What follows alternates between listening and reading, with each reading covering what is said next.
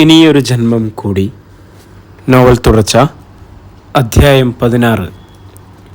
രാഹുലിൻ്റെ മരണരഹസ്യം കണ്ടുപിടിക്കണമെന്ന് ആവശ്യമുന്നയിച്ചപ്പോൾ മനുപ്രസാദ് കുറേ സമയം ആലോചനയിലായിരുന്നു. ഒടുവിൽ അവൻ അന്വേഷണം നടത്താനുള്ള ചില പ്രായോഗിക ബുദ്ധിമുട്ടുകളെക്കുറിച്ച് സംസാരിച്ചു.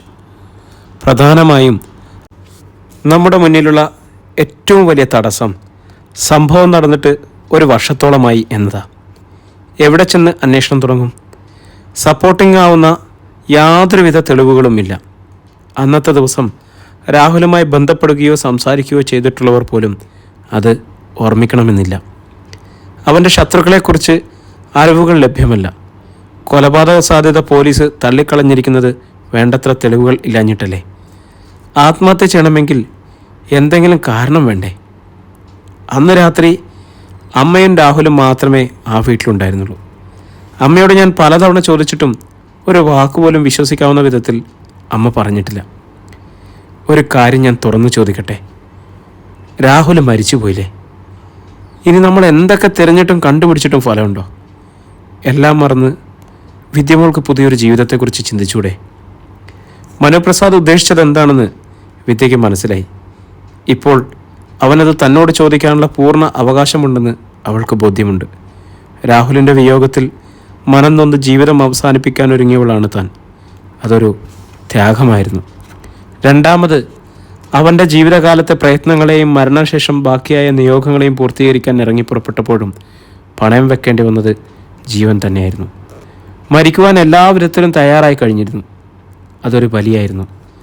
ആ രാത്രി ശത്രുപാളയത്തിലേക്ക് സ്വന്തം ജീവൻ തൃണവൽക്കരിച്ച് മനുവേട്ടൻ കടന്നു വന്ന് തിരിച്ചെടുത്തതാണ് തൻ്റെ ഇപ്പോഴത്തെ ജീവൻ.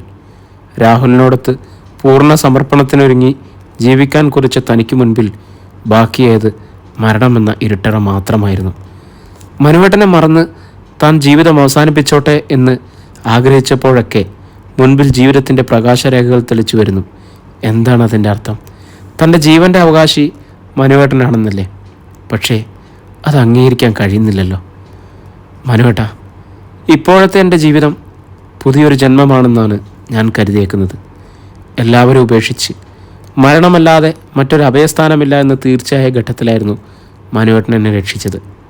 മനുവേട്ടനെ നിഷേധിക്കാൻ ഇനിയും എനിക്ക് കഴിയില്ല. പക്ഷേ എൻ്റെ മനസ്സ് ശാന്തമാകണമെങ്കിൽ ഈ ഒരു ചോദ്യത്തിന് ഉത്തരം കിട്ടിയേ മതിയാവും.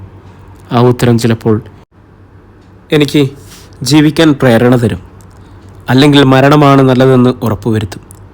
ഇനിയും എനിക്ക് മുൻപോട്ടൊരു സഞ്ചാരപാത തെളിയണമെങ്കിൽ എൻ്റെ മനസ്സ് ശാന്തമായേ തീരൂ. മനുപ്രസാദ് മറുപടിയില്ലാതെ നിന്നു. തൻ്റെ മനോഗതം അവന് മനസ്സിലാക്കാൻ കഴിയുമെന്ന് വിദ്യയ്ക്ക് ഉറപ്പായിരുന്നു. ഒടുവിൽ അവൻ അവളോട് പറഞ്ഞു, ഞാൻ ആഷിമയോട് കൂടി ഒന്ന് സംസാരിക്കട്ടെ. അന്വേഷണാത്മക പത്വപ്രവർത്തനം അവളുടെ ഇഷ്ടമേഖലയാണ്. അവൾക്ക് നമ്മളെ സഹായിക്കാൻ കഴിഞ്ഞേക്കും. മനുപ്രസാദ് ഫോൺ വെച്ചിട്ട് ഏതാണ്ട് അരമണിക്കൂറോളം കഴിഞ്ഞിരുന്നു. ടീപ്പോയുടെ മേതയിരുന്ന ഫോൺ ഇരമ്പിത്തുടങ്ങിയപ്പോഴാണ് വിദ്യ ആകാംക്ഷയോടെ അതെടുത്തത്.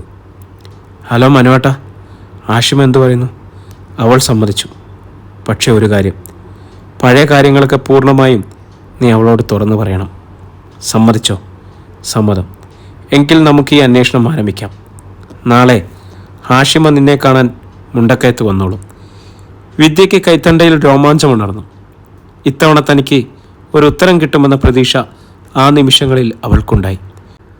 കോൾ കട്ടായി കഴിഞ്ഞും വിദ്യ കുറേ സമയം കൂടി ബാൽക്കണിയിൽ ചെലവഴിച്ചു. ഇരുട്ടിൽ ദുരൂഹതയുടെ കരിമ്പടം പുതച്ചു നിൽക്കുന്ന രാക്ഷസ തലകൾ വെളിച്ചത്തിലേക്ക് വരുമെന്ന് അവൾ പ്രത്യാശിച്ചു. ശാരദാസ് വസ്ത്രവിഹാറിൽ നിന്നും നൈറ്റ് ഡ്യൂട്ടി കഴിഞ്ഞ് തിരിച്ചു പോകാൻ സെക്യൂരിറ്റി ഗോപി അല്പം താമസിച്ചു. പകരം ചാർജ് എടുക്കേണ്ട സുകുമാരൻ വരാൻ താമസമുണ്ടെന്ന് വിളിച്ചു പറഞ്ഞു. സുകുമാരൻ്റെ മോളുടെ മോൾക്ക് രാവിലെ ഒരു സുഖമില്ലായ്മ. ആശുപത്രിയിൽ മകൾക്ക് കൂട്ടുപോയിരിക്കുകയാണ് സുകുമാരൻ. 10 മണി കഴിഞ്ഞപ്പോൾ ഗോപിയേട്ടൻ്റെ തല നേരെ നിൽക്കാതെയായി. മയക്കം കണ്ണുകളെ മാത്രമല്ല തലച്ചോറിനെയും ആക്രമിച്ചു തുടങ്ങിയിരിക്കുന്നു. പാർക്കിംഗ് ഏരിയയിലേക്ക് ഒരു പോലീസ് ജീപ്പ് വന്നു നിൽക്കുന്നത് കണ്ടപ്പോൾ താൻ സ്വപ്നം കാണുകയാണെന്ന് ഗോപി ആദ്യം വിചാരിച്ചത്. SI മോഹൻദാസും 2 പോലീസുകാരും ജീപ്പിൽ നിന്ന് ഇറങ്ങുമ്പോഴേക്കും ഒരു ടാക്സിക്കാർ കൂടി ഗേറ്റ് കടന്നു വന്നു. കാറിൻ്റെ ഡോറ് തുറക്കപ്പെട്ടു. ഒരു ഊന്നുപടി ശാരദാസിൻ്റെ മുറ്റത്തേക്ക് വന്നു കുത്തി. ഗോവിന്ദക്കുറുപ്പ് വണ്ടിയിൽ നിന്ന് ഇറങ്ങി വരുന്നത് കണ്ടപ്പോൾ ഗോപി ഉറക്കക്ഷീണത്തോടെ ചാടി എഴുന്നേറ്റു. വൈശാഖ് കാറിൽ നിന്നിറങ്ങി. ഗോപിക്ക് രക്തം തിളയ്ക്കുന്നത് പോലെ തോന്നി. വിദ്യമോളെ കൊല്ലാക്കൊല ചെയ്ത ചെകുത്താന്മാരാണിവർ. രാഹുൽ മോനെ കൊല്ലാൻ പദ്ധതികൾ തയ്യാറാക്കിയ നിർഗിഷ്ട ജന്തുക്കൾ. വിദ്യയെ രക്ഷിച്ച ആശുപത്രിയിൽ എത്തിച്ചത് മുതൽ അവൾ ഡിസ്ചാർജായി പോകുന്നവരെ കാവൽ നിന്നയാളാണ് ഗോപി. ആ ദിവസങ്ങളിൽ കിളവൻ്റെയും മകൻ്റെയും ക്രൂരതയുടെ ആഴം അയാൾക്ക് ബോധ്യപ്പെട്ടിട്ടുണ്ട്. എന്തിനാണ് ഈ നീചബന്ധം പിന്നെയും ഇവിടേക്ക് വന്നിരിക്കുന്നത്? ഗോവിന്ദക്കുറുപ്പ് ഗോപിയെ ഒന്ന് നോക്കി. പിന്നെ ഊന്നുവടിയും കുത്തി പതിയെ അയാൾക്കരികിലേക്ക് ചുവടുകൾ വെച്ചു. യജമാന ഭക്തിയുള്ള കാവൽപ്പട്ടി, നിന്റെ സേവനം ഇനിയിവിടെ വേണ്ട, ഗോവിന്ദക്കുറുപ്പ് പരിഹാസ സ്വരത്തിൽ പറഞ്ഞു. ഗോപിയുടെ ഉറക്കക്ഷീണം നിറഞ്ഞ മുഖത്ത് ഒരു മുറുക്കം വന്നു. അത് പറയാൻ നിങ്ങളാരാ? ഗോവിന്ദക്കുറുപ്പൊന്ന് ചിരിച്ചു. പിന്നെ എസ് ഐ മോഹൻദാസിനെ നോക്കി. അയാൾ പെട്ടെന്ന് മുന്നോട്ട് വന്നു. ഇവർ രണ്ടുപേരുമാ ഇനി മുതൽ ടെക്സ്റ്റൈൽസിൻ്റെ കാര്യങ്ങൾ നോക്കാൻ ഉത്തരവാദിത്തപ്പെട്ടവർ. അവർ പറയുന്നത് അനുസരിക്കുന്നതാ എല്ലാവർക്കും നല്ലത്. പോലീസ് ജീപ്പ് വന്നതോടെ സ്റ്റാഫുകളിൽ ചിലരൊക്കെ വാതുക്കലേക്ക് വന്ന് നോക്കുന്നുണ്ടായിരുന്നു. അവരോട് കൂടിയായാണ് എസ് ഐ അത് പറഞ്ഞത്. വാതുക്കൽ നിന്ന് മാനേജർ ശേഖറിനും വൈശാഖിന് പകരക്കാരനായി നിയമിതനായ കൃഷ്ണനുണ്ണി എന്ന സ്റ്റാഫിനും ഒരു ഞെട്ടലുണ്ടായി. വൈശാഖ് പെടുന്നനെ മുന്നോട്ട് വന്ന് ഗോപിയുടെ യൂണിഫോമിൻ്റെ കോളറിൽ കുത്തിപ്പിടിച്ചുരച്ചു. അച്ഛൻ പറഞ്ഞ നിനക്കിറങ്ങിപ്പോകാൻ വയ്യല്ലടാ പട്ടി. ഗോപിക്ക് മറുപടി കിട്ടിയില്ല. ഈ ദുഷ്ടന്മാർക്ക് ആരാണ് ഇതിനൊക്കെയുള്ള അവകാശം നൽകിയത്? അതോ താൻ ഉറക്കത്തിൽ സ്വപ്നം കാണുകയാണോ? വൈശാഖ് ഗോപിയെ ഷട്ടിൽ കുത്തിപ്പിടിച്ച നിലയിൽ വലിച്ചു കൊണ്ടുപോയി ഗേറ്റിന് പുറത്തേക്ക് ആഞ്ഞു തള്ളി. റോഡരികിലില്ല ചരലിലേക്ക് മുഖമടിച്ച് ഗോപി വീണു. തലയുയർത്തുമ്പോൾ കണ്ണിലും മൂക്കിലുമെല്ലാം മണൽത്തരികൾ, വായിൽ ചോരച്ചുവ. മേലിൽ ഈ ഗേറ്റിനപ്പുറം കണ്ടേക്കരുത് നിന്നെ. പകയോടെ ആക്രോശിച്ചിട്ട് വൈശാഖ് തിരിച്ചുപോയി. ഉറക്കം തീരാത്ത കണ്ണുകളോടെ, മന്ദിച്ച ചിന്തകളോടെ ഏതാനും നിമിഷം ഗോപി ആ വഴിവെക്കിൽ തന്നെ ഇരുന്നു പോയി.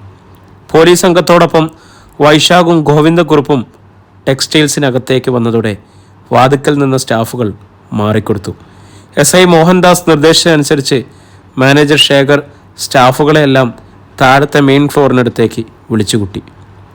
ഈ ടെക്സ്റ്റൈൽസിൻ്റെ ഉടമസ്ഥൻ Nedumpurakkal Murali Krishnan power of attorney എഴുതി അധികാരം ഏൽപ്പിച്ചു കൊടുത്തിട്ടുള്ളവരാണ് ഇവർ രണ്ടുപേരും. ഇന്നു മുതൽ ഇവർ ശാരദാസിൻ്റെ ചുമതല ഏറ്റെടുക്കുകയാണ്. ആരെങ്കിലും ഇവർക്ക് ബുദ്ധിമുട്ടുണ്ടാക്കിയാൽ അന്തിയുറക്കം സ്റ്റേഷനിലെ സെല്ലിലായിരിക്കും എന്നത് എല്ലാവർക്കും ഓർമ്മ വേണം. പോലീസ് സംഘം തിരിച്ചു പോയത് വൈശാഖ് വൃദ്ധനെയും കൂട്ടി രാഹുലിൻ്റെ ക്യാബിനു നേർക്ക് പോയി. മാനേജിംഗ് ഡയറക്ടറുടെ റിവോൾവിംഗ് ചെയറിൽ അയാൾ അച്ഛനെ ഇരുത്തി. വിദ്യാലക്ഷ്മിയോടൊപ്പം നമ്മളെ വിചാരണ നടത്തിയ ആ മാനേജറുടെ പേരെന്താടോ? വൃദ്ധൻ ചോദിച്ചു. ശേഖർ. അവനോടൊന്ന് വരാൻ പറയടോ, നേരിട്ടൊന്ന് കാണട്ടെ. വൈശാഖ് ഇൻ്റർകോം എടുത്ത് റിസപ്ഷനിസ്റ്റ് ശ്രുതിയെ വിളിച്ച് ശേഖറിനോട് ക്യാബിനിലേക്ക് വരാൻ പറയാൻ ആവശ്യപ്പെട്ടു. 3 മിനിറ്റിനുള്ളിൽ ശേഖർ ക്യാബിനിലെത്തി. വൈശാഖും ഗോവിന്ദക്കുറുപ്പും പകയൊളിപ്പിച്ച കണ്ണുകളോടെ അയാളെ നോക്കി. ശേഖറിൻ്റെ മുഖത്ത് യാതൊരു പതർച്ചയും ഇല്ലായിരുന്നു. എന്താടോ, തനിക്ക് സുഖമാണോ? ഗോവിന്ദക്കുറുപ്പ് തിരിക്കിയപ്പോൾ ശേഖർ ഒന്ന് പുഞ്ചിരിച്ചു. വൈശാഖ് ശേഖറിനെ നോക്കി.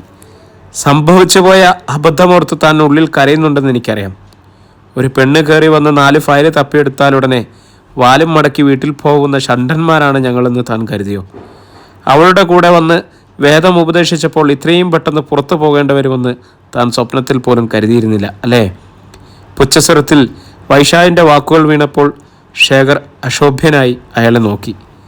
ഞാൻ എൻ്റെ ജോലി ചെയ്തു, ദാറ്റ്സ് ഓൾ. വിളിപ്പിച്ചതെന്തിനാണെന്ന് പറയണം. ശേഖറിൻ്റെ ധാർഷ്ട്യം ഗോവിന്ദക്കുറുപ്പിനെ ചൊടിപ്പിച്ചു. പറയാം, അന്ന് നീ കാണിച്ച അഹങ്കാരത്തിന് ചെകിട്ടത്തൊന്ന് തരാൻ, അതിനാ വിളിപ്പിച്ചത്. വൃദ്ധൻ പറഞ്ഞപ്പോൾ ശേഖർ അയാളെ തറപ്പിച്ചൊന്ന് നോക്കി. വൈശാഖ് മുന്നോട്ട് വന്ന് ശേഖറിൻ്റെ തോളിൽ പിടിച്ചു തള്ളി. എന്താടാ, നീ നോക്കി ദഹിപ്പിക്കുകയാണോ? ഇന്നു മുതൽ നിന്റെ മാനേജർ കസേര ഈ ഗേറ്റിനപ്പുറത്താ. ശേഖർ ഒന്ന് വേച്ചുപോയി. വൈശാഖ് രണ്ടാമതും അയാളെ തള്ളാനായി മുന്നോട്ട് ചെന്നു. ശേഖറിൻ്റെ കോളറിന് പിടിച്ച് ശാരദാസിനെ പുറത്തേക്ക് ഇറക്കി വിടാനായിരുന്നു അവൻ്റെ ഉദ്ദേശം. പക്ഷേ ശേഖർ പെട്ടെന്ന് തിരിഞ്ഞു വന്നതും കൈവീശി വൈശാഖിൻ്റെ മുഖമടച്ചൊന്ന് കൊടുത്തതും ഒരേ സമയമായിരുന്നു. പ്രതീക്ഷിക്കാത്ത നിമിഷത്തിലായിരുന്നതുകൊണ്ട് അവൻ ഞെട്ടി നിന്നു. വൃദ്ധൻ അറിയാതെ കസേരയിൽ നിന്നും എഴുന്നേറ്റ് പോയി. നീ എന്നെ തല്ലാറായോടാ? അമ്പരപ്പ് മാറിയപ്പോൾ വൈശാഖ് ശേഖറിന് നേർക്ക് ചെന്നു. ശേഖർ ഇടം കൈ കൊണ്ട് അവൻ്റെ കോളറിന് പിടിച്ചു നിർത്തി. വലത് കൈപ്പടം വിടർത്തി ആയമെടുത്ത് ചെകിടത്ത് ഒരടി കൂടി കൊടുത്ത്. ഇത്തവണ പടക്കം പൊട്ടുന്നത് പോലെ ശബ്ദമായിരുന്നു. വൈശാഖിൻ്റെ കവിൾ മരവിച്ചു. വലം കണ്ണ് കലങ്ങിപ്പോയി. ശേഖർ അവനെ ശക്തിയോടെ പിന്നിലേക്ക് തള്ളി. വൈശാഖ് ചുമരിൽ ഇടിച്ചു നിന്നു. ശേഖർ ഒന്ന് കൈ കുടഞ്ഞിട്ട് രണ്ടുപേരെയും നോക്കി. 20 വർഷമായി ഞാൻ ഈ ഫീൽഡിൽ ജോലി ചെയ്യാൻ തുടങ്ങിയിട്ട്. ഉടമസ്ഥനോടും തൊഴിലാളിയോടും കള്ളനോടും കവർച്ചക്കാരോടും പെരുമാറേണ്ടത് എങ്ങനെയാണെന്ന് എനിക്ക് കൃത്യമായിട്ടറിയാം. മോഷണം തൊണ്ടി സഹിതം പിടിച്ചിട്ടാണ് നിങ്ങളെ രണ്ടുപേരെയും അന്ന് ഈ ക്യാബിനിൽ വിളിച്ചു വരുത്തിയത്. എന്നിട്ടും മാന്യമല്ലാത്ത ഒരു വാക്കുപോലും ഞാൻ നിങ്ങളോട് പറഞ്ഞിട്ടില്ല. ഇവിടുത്തെ മാനേജർ എന്ന നിലയിൽ എൻ്റെ ജോലി ചെയ്തു. അതിൻ്റെ പേരിൽ എന്നെ പറഞ്ഞു വിടുന്നതിൽ വിരോധമില്ല. അയാൾ വൈശാഖിനെ നോക്കി. പക്ഷേ കയ്യാങ്കളി നടത്തണമെന്നുണ്ടെങ്കിൽ കള്ളും കൊഴുപ്പും ചേർത്തുണ്ടാക്കിയ നിൻ്റെ ഈ ശരീരം തികയാതെ വരും മോനെ. അത് മറക്കരുത്. ശേഖർ കഴുത്തിൽ ധരിച്ചിരുന്ന ടാഗൂരി മേശപ്പുറത്തേക്ക് വെച്ചു. ഇനി ഞാനിവിടെ നിൽക്കുന്നില്ല. വൈശാഖിന് പകരം വിദ്യ മേഡം ആവശ്യപ്പെട്ടപ്പോൾ ഒരു പയ്യനെ ഞാൻ കൊണ്ടുവന്നിരുന്നു. പോകുമ്പോൾ അവനെയും കൊണ്ടുപോകും. ഒരിക്കൽ കൂടി രണ്ടുപേരെ നോക്കിയിട്ട് ശേഖർ ക്യാബിൻ്റെ ഡോർ തുറന്ന് പുറത്തേക്ക് ഇറങ്ങിപ്പോയി. വൃദ്ധൻ വൈശാഖിനെ ഒന്ന് നോക്കി. വെള്ളമെടുത്ത് ചുവന്ന വലങ്കണ്ണ് പൊത്തി അമർഷത്തോടെ നിൽക്കുകയാണ് അവൻ. ഗോവിന്ദക്കുറുപ്പ് കസേരയിലേക്ക് ഇരുന്നു. ഛേ, നാണക്കേട്, അയാൾ പിറുപിറുത്തു. ആഷിമ സേവ്യർ വിദ്യയുമായുള്ള മീറ്റിംഗ് ചങ്ങനാശ്ശേരിയിലെ വീട്ടിൽ വെച്ചായിരുന്നു പ്ലാൻ ചെയ്തത്. മനുപ്രസാദ് രാവിലെ ബൈക്കുമായി മുണ്ടക്കയത്തെത്തി വിദ്യയുമായി ബൈക്കിൽ പോകാനായിരുന്നു അവൻ്റെ ഉദ്ദേശം. എന്നാൽ രാഹുലിൻ്റെ കാർ വിദ്യ തയ്യാറാക്കി നിർത്തിയിരുന്നു. ഹോസ്പിറ്റലിൽ നിന്നും ഡിസ്ചാർജായി വന്നപ്പോൾ രാഹുലിൻ്റെ വാഹനവും മുണ്ടക്കയത്തേക്ക് തന്നെ കൊണ്ടുവന്നിരുന്നു. വിമല നിർബന്ധിച്ചപ്പോൾ മനുപ്രസാദ് വിദ്യയ്ക്കും ചന്ദ്രശേഖരനുമൊപ്പം ബ്രേക്ക്ഫാസ്റ്റിനിരുന്നു. പോകാനിറങ്ങിയപ്പോൾ ചന്ദ്രശേഖരൻ അവരോട് തൻ്റെ കാറിൽ ചങ്ങനാശ്ശേരിക്ക് പോയാൽ മതിയെന്ന് നിർബന്ധം പറഞ്ഞു.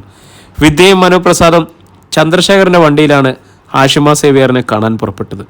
ചന്ദ്രേട്ടൻ എന്തിനാ സ്വന്തം വണ്ടി കൊടുത്തത്? ഇനി എങ്ങനെ ഷോപ്പിലോട്ട് പോകും? വിമല ചോദിച്ചു. ഞാൻ ഡ്രൈവ് ചെയ്താലും ഈ കാർ ഓടും. അയാൾ രാഹുലിൻ്റെ വാഹനത്തിലേക്ക് നോക്കി. അതിലെന്തോ കള്ളത്തരമുണ്ടല്ലോ. വേറെ ആരുടെയും വണ്ടി ചന്ദ്രേട്ടൻ ഓടിക്കാത്തതാണല്ലോ.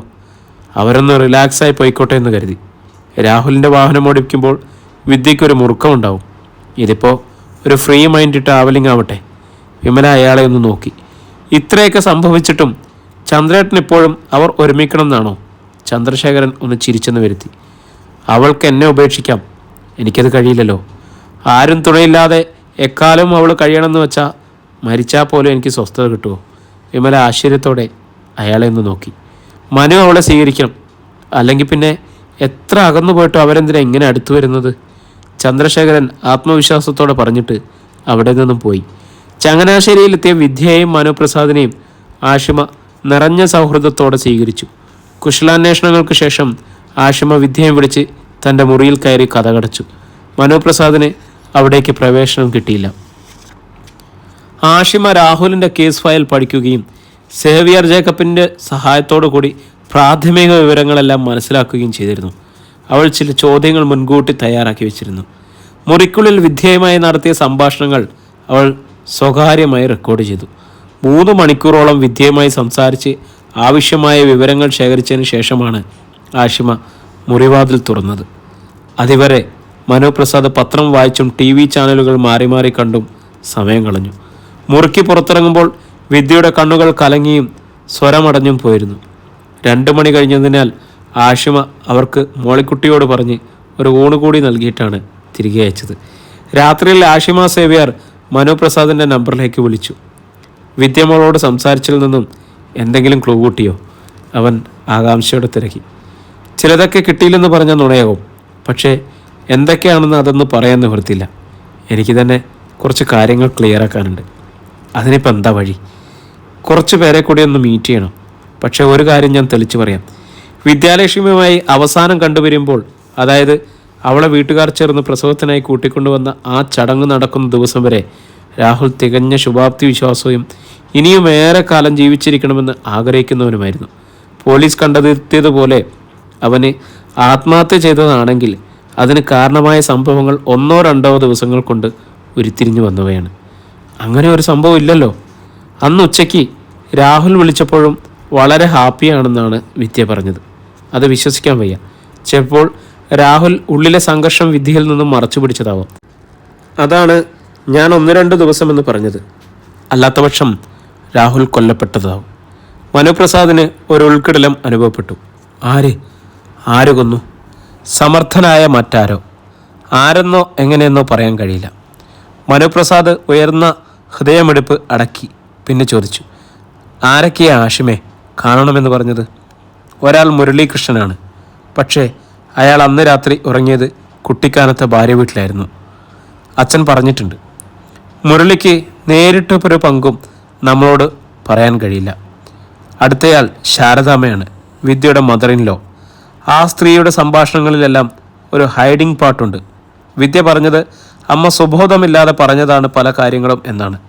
അതങ്ങനെ തന്നെയാണോ എന്ന് ഉറപ്പുവരുത്തണമെങ്കിൽ ശാരദാമ്മയെ നേരിട്ട് കാണണം. പക്ഷേ അമ്മ എവിടെയാണെന്ന് വിദ്യയ്ക്കറിയില്ല. മുരളീകൃഷ്ണൻ അവരെ ഹോസ്പിറ്റലിലേക്ക് കൊണ്ടുപോയി എന്നാണ് അവൾക്ക് കിട്ടിയ അവസാനത്തെ വിവരം. ഇനി എന്താണ് അടുത്ത പരിപാടി? Meeting with Muralikrishnan or Saradamma. ശാരദാമ്മയെ തന്നെ ആദ്യം കാണുന്നതാണ് നമുക്ക് ഗുണകരം. മനോപ്രസാദ് നെറ്റിത്തടവ്. ഗുണകരം എന്ന് തീർത്ത് പറയാൻ കഴിയോടോ? ഈ കുരുക്കഴിക്കാൻ തനിക്ക് പറ്റുമോ? കഴിയുമെന്ന് എൻ്റെ മനസ്സ് പറയുന്നു. ആഷിമ ആത്മവിശ്വാസത്തോടെയാണ് പറഞ്ഞത്. പിന്നീട് അത് സത്യമായി വന്നു. ആഷിമ തന്നെയായിരുന്നു ആ കുരുക്കഴിച്ചത്. അധ്യായം 27.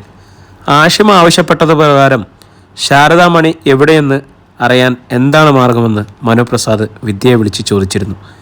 നെടുമ്പുരക്കൽ വീടുമായി ബന്ധപ്പെട്ടു നിന്ന എല്ലാവരുമായി അകന്നു കഴിഞ്ഞതിനാൽ എന്തു ചെയ്യണമെന്ന് വിദ്യയ്ക്ക് അറിയില്ലായിരുന്നു. മുരളീകൃഷ്ണനെയോ അയാളുടെ ഭാര്യയെയോ കോണ്ടാക്ട് ചെയ്യാൻ കഴിയുമോ? മനുപ്രസാദ് മൊബൈലിലൂടെ തിരക്കി. മുരളിയേട്ടൻ്റെ നമ്പർ നിലവിലില്ല. ഞാൻ ഇടയ്ക്ക് വിളിച്ചു നോക്കിയതാ. പ്രമീളേച്ചിയുടെ വീട്ടിലെ നമ്പർ കിട്ടുമോ എന്ന് നോക്കട്ടെ. ഇല്ലെങ്കിൽ പിന്നെ നമുക്ക് കുട്ടിക്കാനത്ത് ചേച്ചിയുടെ വീട് വരെ പോകാം മെനുവേട്ട. മനുപ്രസാദ് സമ്മതമറിയിച്ച് ഫോൺ വെച്ചു. വിദ്യ ഫോണിൽ പരിശോധിച്ചപ്പോൾ കോണ്ടാക്റ്റിൽ പ്രമീള അമ്മ എന്നൊരു നമ്പർ സേവ് ചെയ്തിരിക്കുന്നത് കണ്ടു. എന്നോ ഒരിക്കൽ കുട്ടിക്കാനത്തെ വീട്ടിൽ രാഹുലമൊത്ത് പോയപ്പോൾ സേവ് ചെയ്ത നമ്പറാണ്. ഇക്കാലത്തിനിടയ്ക്ക് ഉപയോഗിക്കേണ്ട ആവശ്യങ്ങളൊന്നുമില്ലാതെ കോണ്ടാക്റ്റുകൾക്കിടയിൽ ചത്തുകിടന്ന ആ നമ്പറിലേക്ക് വിദ്യ വിളിച്ചു നോക്കി. ബെല്ലടിച്ചു തുടങ്ങി. ഏതാനും നിമിഷങ്ങൾ കഴിഞ്ഞപ്പോൾ ഒരു സ്ത്രീസ്വരം വിദ്യയുടെ കാതിലെത്തി.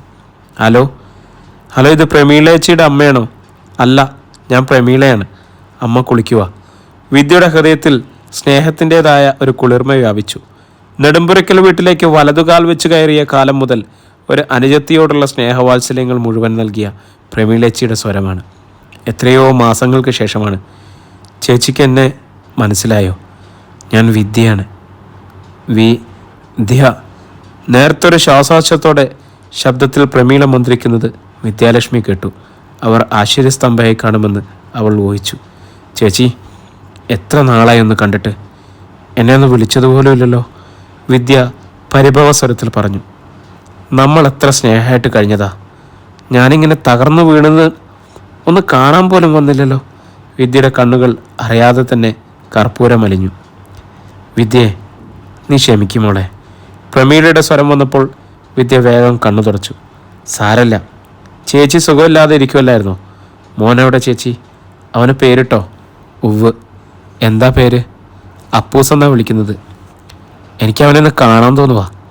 നമ്മൾക്ക് എന്തോരം ആശിച്ചാലും ഒരു കുഞ്ഞുണ്ടാവണേ മഹാഭാഗ്യം തന്നെ വേണം ചേച്ചി. എൻ്റെ മോളെയും കൂടെ കൂട്ടിയാ അവൻ പോയത്. വിദ്യയുടെ തൊണ്ടയിൽ കണ്ണീരിപ്പ് കലർന്നു. മോളെ, പ്ലീസ് ഒന്നും പറയണ്ട. വിദ്യ കണ്ണു തുടച്ചു. ചേച്ചിയുടെ സ്വരം കേട്ടപ്പോൾ ഞാനെല്ലാം ഓർത്തുപോയി. സോറി ചേച്ചി. ഇതാണോ നിൻ്റെ നമ്പർ? എൻ്റെ ഫോൺ പോയി. ഞാൻ പിന്നെ വിളിച്ചോളാം. മോൻ എഴുന്നേറ്റു. ഒരു കുഞ്ഞിൻ്റെ കരച്ചിൽ വിദ്യ ഫോണിലൂടെ കേട്ടു.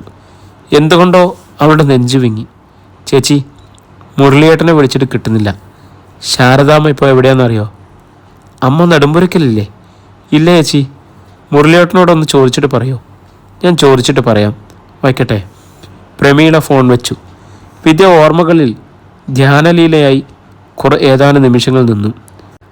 ശാരദാമ്മ കഴിഞ്ഞാൽ ഏറ്റവും അടുത്ത ബന്ധു പ്രമീളേച്ചിയായിരുന്നു. ഒരുമിച്ച് കഴിഞ്ഞ കാലത്തൊന്നും യാതൊരുവിധ സ്പർദ്ധയോ കുശുമ്പോ കാണിച്ചിട്ടില്ല. പാചകം പഠിക്കാനും കൊച്ചു വർത്തമാനങ്ങൾ പറയാനും കൂടപ്പിറപ്പിനെ പോലെ കൂട്ടുനിൽക്കും. ഫോണിലേക്കൊരു മെസ്സേജ് വന്ന ശബ്ദം കേട്ടപ്പോൾ വിദ്യ ഓർമ്മകളിൽ നിന്നുയർന്നു. പ്രമീളയുടെ അമ്മയുടെ നമ്പറിൽ നിന്നായിരുന്നു ശബ്ദം. വിദ്യയെ, അമ്മ ഇപ്പോൾ ഒരു ആശ്രമത്തിലാണ്. ആരും അമ്മയുടെ കാര്യങ്ങൾ അന്വേഷിക്കുന്നില്ല. തൽക്കാലം ചികിത്സയും മറ്റും കാര്യങ്ങളും നോക്കാൻ അവിടെ ആൾക്കാരുണ്ട്. വിദ്യയ്ക്ക് രോഷം തോന്നി. പാവം അമ്മ. അനാഥാലയത്തിലാണോ ഉപേക്ഷിക്കപ്പെട്ടത്? മുരളിയേട്ടന് എങ്ങനെ അത് ചെയ്യാൻ തോന്നി? ഒരു മെസ്സേജ് കൂടി വന്നു. വിദ്യ അത് തുറന്നു നോക്കി. ഇതാണ് അവിടുത്തെ അഡ്രസ്സ്. ബദേലാശ്രമം, വാരിക്കോട്. ആ പേര് പരിചിതമാണല്ലോ എന്ന് വിദ്യ ഓർമ്മിച്ചു. ഒരു കാലം മുഴുവൻ ഹൃദയ സമാധാനം തേടി താൻ എത്രയോ അനാഥാലയങ്ങൾ സന്ദർശിച്ചിരിക്കുന്നു. പെടുന്നനെ വിദ്യയ്ക്ക് ഹൃദയത്തിലൊരു വെളിച്ചമുണ്ടായി. ബദേലാശ്രമം, സിസ്റ്റർ ജോസഫൈൻ്റെ മുഖ്യ കർമ്മമണ്ഡലം. ശാരദാമണി അവിടെയാണെന്ന അറിവ് വിദ്യയെ അശ്വരസ്തംഭയാക്കി. ഗേറ്റ് കടന്ന് ആഷിമ സേവ്യറിൻ്റെ സ്കൂട്ടി ബദേലാശ്രമത്തിൻ്റെ മുറ്റത്തേക്ക് വന്നു. വിരിഞ്ഞ കൈകളോടെ നിൽക്കുന്ന ക്രിസ്തുദേവൻ്റെ പ്രതിമ കടന്ന് അവൾ അല്പം കൂടി മുന്നോട്ട് പോയി. പാർലറിൻ്റെ മുന്നിലായി സ്കൂട്ടി നിർത്തി. ആഷിമ ഇറങ്ങുമ്പോഴേക്കും പാർലറിൽ നിന്നും സിസ്റ്റർ ജോസഫൈൻ മന്ദഹാസം നിറഞ്ഞ മുഖത്തോടെ ഇറങ്ങി വന്നു. വിദ്യാലക്ഷ്മിയോട് ആശ്രമത്തിലേക്ക് പോരേണ്ടെന്നും ശാരദാമണിയുമായി തനിച്ചൊരു മീറ്റിംഗ് നടത്താൻ ആഗ്രഹിക്കുന്നതെന്നും ആഷിമ പറഞ്ഞിരുന്നു. വിദ്യ സിസ്റ്റർ ജോസഫൈനെ ഫോണിൽ വിളിച്ച് ആഷിമയുടെ ആഗമനോദ്ദേശം വിവരിച്ചിരുന്നു. അതുകൊണ്ട് തന്നെ ശാരദാമണിയുമായി തനിച്ചൊരു കൂടിക്കാഴ്ചയ്ക്കുള്ള അവസരം സിസ്റ്റർ ജോസഫൈൻ ആഷിമ സേവ്യറിനായി ഒരുക്കി വച്ചിരുന്നു. ആഷിമ സിസ്റ്ററിന് തന്നെ പരിചയപ്പെടുത്തി. ശാരദാമ്മയെ ഒരു റെയർ കേസായി പരിഗണിച്ചാണ് ഞങ്ങളുടെ അഡ്മിഷൻ കൊടുത്തത്. തൽക്കാലം അവർക്ക് ചില മെഡിസിൻസ് കൃത്യമായി കഴിക്കാനും വിശ്രമിക്കാനും കെയറിങ് ആവശ്യമുള്ള ഒരു ഷെൽട്ടർ വേണം. അവരുടെ മകനാണ് ഈ ആവശ്യമായി എന്നെ സമീപിച്ചത്. മിസ്റ്റർ മുരളീകൃഷ്ണൻ. പണമുണ്ട്, നോക്കാൻ ആളില്ല. അതും ഒരു തരത്തിൽ അനാഥത്വമല്ലേ? ആ അമ്മയെ ഇവരുടെ കൂട്ടത്തിൽ ചേർക്കാൻ ആ ഒരു എലമെൻ്റ് മാത്രം മതി. സിസ്റ്റർ ജോസഫൈൻ ശാരദാമണിയെ സ്വീകരിച്ച സാഹചര്യം വിശദീകരിച്ചു. ആരും നോക്കാനില്ല എന്ന് മുരളീകൃഷ്ണൻ പറഞ്ഞു. ആഷിമ ജാഗ്രതയോടെ ചോദിച്ചു. ഉവ്, അയാളുടെ സഹോദരിയാണ് ഇവരെ നോക്കിക്കൊണ്ടിരുന്നത്. അവർ ഭർത്താവിൻ്റെ വീട്ടിലേക്ക് തിരിച്ചുപോയി. മുരളീകൃഷ്ണനും ഒരു പേഷ്യൻ്റാണ്. അയാൾക്ക് അമ്മയുടെ കാര്യങ്ങൾ നോക്കാൻ പറ്റിയ സാഹചര്യമില്ലത്രേ. അത് കള്ളത്തരമാണല്ലോ എന്ന് ആഷിമ ഓർത്തു. മുരളിക്ക് ഭാര്യയില്ലേ? അവർക്കൊപ്പം അമ്മയെ കൂടി സംരക്ഷിക്കേണ്ടതല്ലേ? അയാൾക്ക് ഭാര്യയല്ലേ? ആ സ്ത്രീക്ക് അമ്മയെ നോക്കാലോ. അതിനെക്കുറിച്ചൊന്നും പറഞ്ഞില്ല. വഴിയരികിൽ ഉപേക്ഷിക്കാതെ അമ്മയെ ഇവിടെ എത്തിക്കാനുള്ള സൗമനസ്യം കാണിച്ചല്ലോ. അങ്ങനെയുള്ളവരെ ഞങ്ങൾ ഒരുപാട് ചോദ്യങ്ങൾ ചോദിച്ച് ബുദ്ധിമുട്ടിക്കാറില്ല. തിരിച്ചു കൊണ്ടുപോകണമെന്ന് പറഞ്ഞാൽ അമ്മയെ ഏതെങ്കിലും തെരുവിൽ ഉപേക്ഷിച്ചേക്കാം എന്നവർ കരുതിയാലോ? അത് വേണ്ടല്ലോ. ആഷിമ സിസ്റ്ററുടെ മുഖത്തേക്കൊന്ന് നോക്കി. സ്വന്തം മക്കൾക്കില്ലാത്ത കരുതലും കരുണയും അന്യമനുഷ്യർക്ക് നേരെ നീട്ടുന്ന ഇവരും ഭൂമിയിൽ തന്നെ ജനിച്ചവരാണോ? മാലാഖ എന്ന പദത്തിന് ചില മനുഷ്യർ പര്യായമാകുന്നത് എങ്ങനെയാണെന്ന് ആഷിമ ആ നിമിഷങ്ങൾ തിരിച്ചറിഞ്ഞു. ഇടനാഴി കടന്ന് അങ്ങേയറ്റത്തുള്ള ഒരു മുറിയുടെ മുൻപിലേക്ക് സിസ്റ്റർ ജോസഫൈൻ ആഷിമയെ കൊണ്ടുചെന്ന് നിർത്തി. ഇവിടെയാണ് ശാരദാമണി. സംസാരിച്ചു കഴിയുമ്പോൾ എന്നെ വിളിക്കുക. ഒരു കാര്യം, അവരെ ഒരുപാട് ബുദ്ധിമുട്ടിക്കരുത്. ആഷിമ സമ്മതിച്ച് തലയാട്ടിയപ്പോൾ സിസ്റ്റർ ജോസഫൈൻ മടങ്ങിപ്പോയി. ആഷിമ ബാഗിനുള്ളിലേക്ക് കൈകടത്തി വോയിസ് റെക്കോർഡർ പ്രവർത്തിപ്പിച്ചു. വാതിലിൽ ഒന്ന് തട്ടിയിട്ടാണ് അവൾ മുറിക്കുള്ളിലേക്ക് പ്രവേശിച്ചത്. ഉള്ളിലെ അന്തരീക്ഷവായു തന്നെ തണുത്തിരിക്കുന്നു. കട്ടിലിൽ ഭിത്തിയിലേക്ക് പുറമമർത്തി കാല് നീട്ടി വെച്ചിരിക്കുകയാണ് ശാരദാമണി. ശൂന്യമായ മിഴികളോടെ അവർ ആഷിമയെ നോക്കി. എൻ്റെ പേര് ആഷിമ. ഞാൻ രാഹുലിൻ്റെ ഒരു സുഹൃത്തായിരുന്നു. മനഃപൂർവ്വമാണ് രാഹുലിൻ്റെ സുഹൃത്താണെന്ന് കള്ളം ആഷിമ പറഞ്ഞത്. രാഹുലിനെക്കുറിച്ച് എന്തെങ്കിലും അറിയണമെങ്കിൽ അതാണ് ഗുണകരമെന്ന് അവളുടെ പത്രപ്രവർത്തക ബുദ്ധിക്കറിയാം. ശാരദാമണി അവളെ സൂക്ഷിച്ചു നോക്കി. നിങ്ങൾ തമ്മിൽ എങ്ങനെയാണ് പരിചയം? ആഷിമ അവരെയും ജാഗ്രതയോടെ നോക്കി. സുബോധത്തോടെയാണ് ശാരദാമണി സംസാരിക്കുന്നത് എന്ന് ആ ചോദ്യത്തിൽ നിന്നും തന്നെ ആഷിമയ്ക്ക് മനസ്സിലായി. തമിഴ്നാട്ടിൽ ഞങ്ങൾ ഒരുമിച്ചാണ് MBA ചെയ്തത്. രാഹുലിൻ്റെയും വിദ്യയുടെയും കല്യാണത്തിന് ഞാനും വന്നിട്ടുണ്ട്. മുണ്ടക്കയത്തും തിരുവല്ലയും റിസപ്ഷനും കൂടിയിട്ടാണ് തിരിച്ചുപോയത്. ശാരദാമണിയുടെ മുഖത്തെ മുറുക്കം അയഞ്ഞു. ഏതോ വിഷാദസ്മരണകൾ ഒരു നിമിഷം കൊണ്ട് ഹൃദയത്തിൽ ഉണർന്നതുപോലെ മുഖത്ത് മ്ലാനത പടർന്നു. ആഷിമ വന്ന് ശാരദാമണിക്കരികിൽ കട്ടിലിലേക്കിരുന്നു. പഠിത്തം കഴിഞ്ഞ് ഞാൻ ജോലിയുമായി ബാംഗ്ലൂരിലേക്ക് പോയി. കല്യാണം കഴിഞ്ഞതിൽ പിന്നെ രാഹുലിനെ കണ്ടിട്ടേയില്ല. അവൻ സൂയിസൈഡ് ചെയ്തതാണെന്ന് അറിഞ്ഞു. ഞാൻ കണ്ടിട്ടുള്ള രാഹുൽ ഒരിക്കലും മരണം തിരഞ്ഞെടുക്കില്ല. എപ്പോഴും ചിരിയും തമാശയുമായി കഴിഞ്ഞ അവന് എങ്ങനെ അത് ചെയ്യാൻ തോന്നി? ആഷിമ അല്പം കടത്തിയാണ് സംസാരം തുടങ്ങിയത്. ശാരദാമണി അവളെ നോക്കി. എല്ലാവരും മരിക്കും, സമയമാവുമ്പോൾ പോയല്ലേ പറ്റൂ. ഭൂമിയിലെ അവൻ്റെ സമയം കഴിഞ്ഞിരുന്നു. ആഷിമ അവരുടെ തണുത്ത സ്വരത്തിന് മുന്നിൽ ഒന്ന് പകച്ചു. ഇത്ര നിർവികാരമായി മകൻ്റെ മരണത്തെക്കുറിച്ച് സംസാരിക്കാൻ ഒരമ്മയ്ക്ക് കഴിയോ? 27 വയസ്സാണോ മരിക്കേണ്ട സമയം? ഒരു സുഹൃത്തായിട്ട് പോലും അവൻ്റെ മരണം എനിക്ക് ഉൾക്കൊള്ളാൻ കഴിഞ്ഞിട്ടില്ല. 1 വർഷം മുമ്പ് കല്യാണം കഴിഞ്ഞതല്ലേ ഉണ്ടായിരുന്നുള്ളൂ. അവനെ കത്ത് ഒരു പെൺകുട്ടിയും അവൻ്റെ കുഞ്ഞും ഭൂമിയിൽ ബാക്കിയില്ലായിരുന്നു. എന്നിട്ടും എന്തായിരുന്നു അമ്മ അവൻ്റെ പ്രോബ്ലം? മരിക്കുന്ന ദിവസം അമ്മ അവൻ്റെ കൂടെ ഒരു വീട്ടിലില്ലായിരുന്നു. അവനെന്താ അവസാനമായി പറഞ്ഞത്? ഒന്നും പറഞ്ഞില്ല. ഒന്നും പറയാനുള്ള ശക്തി അവനില്ലായിരുന്നു. ഞാൻ വിദ്യയെ കാണാൻ പോയിരുന്നു. അമ്മ ആശുപത്രിയിലേക്ക് പോയ ദിവസം ബന്ധുക്കളെല്ലാം ചേർന്ന് അവളെ കൊല്ലാൻ നോക്കി. കഷ്ടിച്ചാ ജീവൻ തിരിച്ചു കിട്ടിയത്.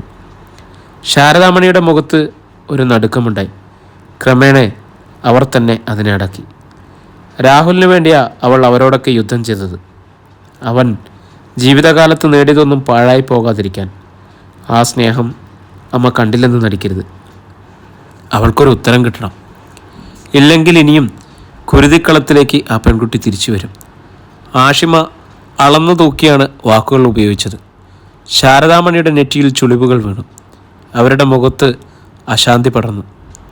ഞാൻ അവളോട് പറഞ്ഞതാ അവിടെ നിൽക്കണ്ടെന്ന്. ഒന്നും അവൾക്ക് താങ്ങാൻ പറ്റില്ലെന്ന്. പാവം പെണ്ണ്. അമ്മ എന്തിനാ സത്യം മറച്ചു പിടിക്കുന്നത്? ആരെ രക്ഷിക്കാനാ? ശാരദാമണി ആഷിമയെ നോക്കി. വിദ്യയാണോ നിന്നെ ഇങ്ങോട്ട് പറഞ്ഞയച്ചത്? ആഷിമ ഒന്ന് പതറി. അതെ.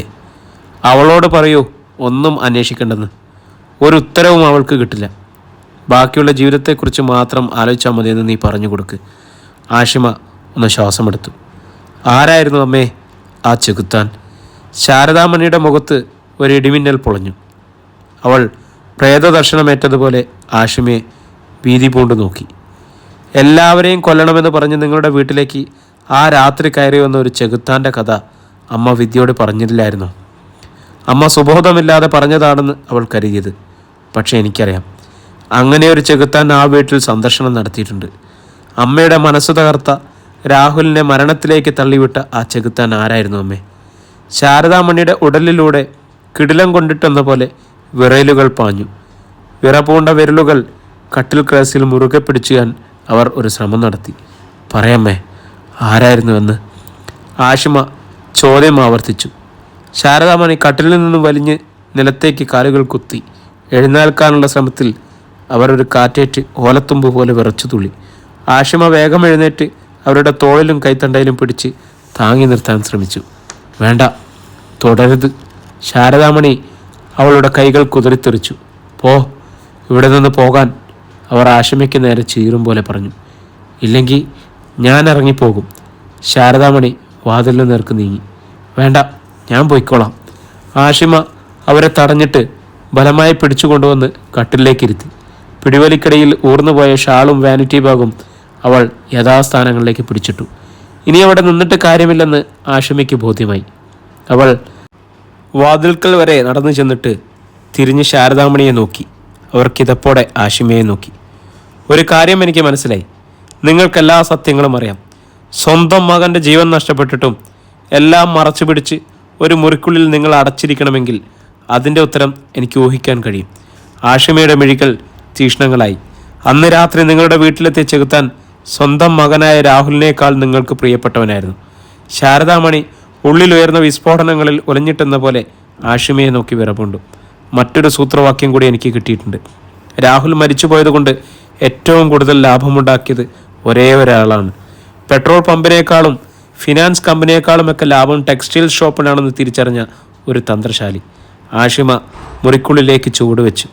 നിങ്ങൾക്ക് ഏറ്റവും പ്രിയപ്പെട്ട തന്ത്രശാലിയായ ചെകുത്താൻ്റെ പേര് മുരളീകൃഷ്ണൻ, അമ്മയുടെ മൂത്ത മകൻ. 1000 മിടിമിന്നലുകൾ പൊളിയുന്ന ആകാശവിധാനത്തിൻ്റെ കീഴിലെന്ന പോലെ നടുങ്ങി വിറയ്ക്കുന്ന ഹൃദയത്തോടെ ആശ്രയമറ്റ് ശാരദാമണി വിറങ്ങലിച്ചിരുന്നു. ഒരു ചോദ്യം മാത്രമേ ഇനി എനിക്ക് ചോദിക്കാനായി ബാക്കിയുള്ളൂ. ഒരു മകൻ മറ്റൊരു മകനെ സ്വത്തിനു വേണ്ടി കൊലപ്പെടുത്തുകയോ ആത്മഹത്യ മുനമ്പിൽ കൊണ്ടുവന്ന് നിർത്തുകയോ ചെയ്തു എന്നറിഞ്ഞിട്ടും നിങ്ങളെങ്ങനെ നിശബ്ദയായിരിക്കുന്നു? നിങ്ങൾ തന്നെയല്ലേ രാഹുലിനെ പ്രസവിച്ച അമ്മ? ഒരു നടുക്കം കൂടി. ശാരദാമണിയുടെ പ്രജ്ഞയിലേക്ക് ഇരുട്ടിൻ്റെ ഒരു കടൽ തിരയടിച്ച് കയറി വന്നു. ബോധഹീനയായ അവർ കിടക്കയിൽ നിന്നും ഊർന്ന് നിലത്തേക്ക് വീണു. അധ്യായം 28. ശാരദാമണി ബോധമറ്റ് വീണത് കണ്ടതോടെ ആഷിമയുടെ വലിഞ്ഞു മുറുകി നിന്നിരുന്ന ഞരമ്പുകൾ അയഞ്ഞുപോയി. അവളൊന്ന് സംശയിച്ചിട്ട് ശാരദാമണിക്കരികിലേക്ക് ചെന്ന് നിലത്ത് അവർക്കരികിലായിരുന്നു. ആഷിമ ശാരദാമണിയെ കുലുക്കി വിളിച്ചു. അമ്മേ! ശാരദാമണിയിൽ നിന്നും പ്രതികരണമൊന്നും ഉണ്ടായില്ല. ആഷിമ വേഗം എഴുന്നേറ്റ് പുറത്തേക്ക് പോയി. സിസ്റ്റർ ജോസഫൈനെ കണ്ട് ശാരദാമണി തളർന്നു വീണ വിവരം അറിയിച്ചു. സിസ്റ്ററും മറ്റൊരു പെൺകുട്ടിയും ആഷിമയോടൊപ്പം ശാരദാമണിയുടെ റൂമിലേക്ക് ചെന്നു. മൂവരും ചേർന്ന് ശാരദാമണിയെ കട്ടിലേക്ക് എടുത്തു കിടത്തി. സിസ്റ്റർ ജോസഫൈൻ വിളിച്ചതിനനുസരിച്ച് വാരിക്കോട് തന്നെയുള്ള ഒരു സ്വകാര്യ ക്ലിനിക്കിലെ ഡോക്ടർ സൂസൻ മാത്യു ബദേൽ ആശ്രമത്തിലെത്തി ശാരദാമ്മയെ പരിശോധിച്ചു. പേടിക്കാനൊന്നുമില്ല, BP ഷൂട്ട് ചെയ്തതാണ്. കുറച്ചു കഴിയുമ്പോൾ മയക്കം തെളിയും. ഇരുവർക്കും ആശ്വാസമായി.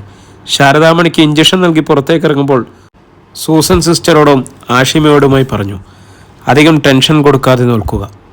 മരുന്നുകൾ കൃത്യസമയത്ത് തന്നെ കഴിപ്പിക്കുക. വേറൊന്നും ചെയ്യാനില്ല.